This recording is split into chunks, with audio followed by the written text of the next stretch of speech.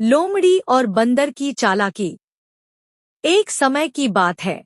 एक घने जंगल में एक भूखी लोमड़ी और एक चतुर बंदर रहते थे। दोनों ही भोजन की तलाश में इधर-उधर भटकते रहते थे। एक दिन चलते चलते उन्हें जंगल में एक बड़ा और घना पेड़ दिखाई दिया, जिस पर मीठे मीठे फल लदे हुए थे। फल देखकर दोनों के मुंह में पानी आ गया, लेकिन समस्या यह थी कि फल बहुत ऊंचाई पर थे और कोई भी उन तक नहीं पहुंच सकता था। लोमड़ी ने बंदर की ओर देखा और एक चाल सोची। उसने मीठे शब्दों में कहा, भाई बंदर, तुम तो जंगल में सबसे अच्छे पेड़ों पर चढ़ने वाले जानवर हो।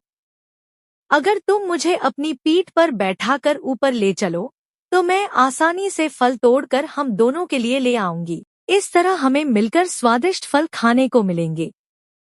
बंदर को यह विचार अच्छा लगा।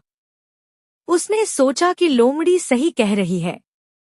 वह पेड़ के तने पर चढ़ने लगा और धीरे धीरे ऊपर की ओर बढ़ा। लोमड़ी उसकी पीठ पर बैठी थी और बड़ी चालाकी से योजना बना रही थी कि कैसे वह सारे फल अकेले खा ले। जैसे ही वे ऊंचाई पर पहुंचे, लोमड़ी ने जल्दी से फल तोड़ने शुरू कर दिए। लेकिन वह बंदर से अपना वादा भूल गई और खुद ही मजे से फल खाने लगी। बंदर को एक भी फल नहीं दिया। बंदर ने जब यह देखा तो उसे समझ आ गया कि लोमड़ी ने उसे धोखा दिया है। बंदर ने चुपचाप एक चाल सोची। उसने मुस्कुराकर कहा, अरे लोमड़ी बहन, तुम्हें यह फल बहुत पसंद आए होंगे, है ना?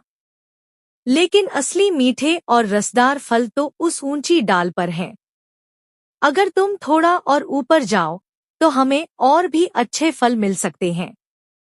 लोमड़ी को यह सुनकर लालच आ गया। वह सोचने लगी, अगर मुझे और भी मीठे फल मिल जाए तो और अच्छा रहेगा। इसलिए उसने बिना कुछ सोचे ऊंची डाल पर जाने की कोशिश की। जैसे ही वह ऊपर चढ़ने लगी, बंदर ने अचानक से एक तेज छलांग लगाई और नीचे आ गया। लोमड़ी का संतुलन बिगड़ गया और वह धड़ाम से नीचे गिर पड़ी। गिरते ही उसे बहुत दर्द हुआ और वह हड़बड़ा गई। बंदर ने ऊपर से हंसते हुए कहा, देखा लोमड़ी बहन, चालाकी से दूसरों को धोखा देने वाले खुद ही धोखा खा जाते हैं। लोमड़ी शर्मिंदा होकर चुपचाप वहां से भाग गई।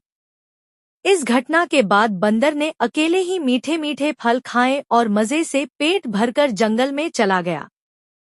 शिक्षा, लालच बुरी बला है। दूसरों को धोखा देने वाले अंत में खुद धोखा खा जाते हैं। चालाकी और धैर्य से हर समस्या का हल निकाला जा सकता है।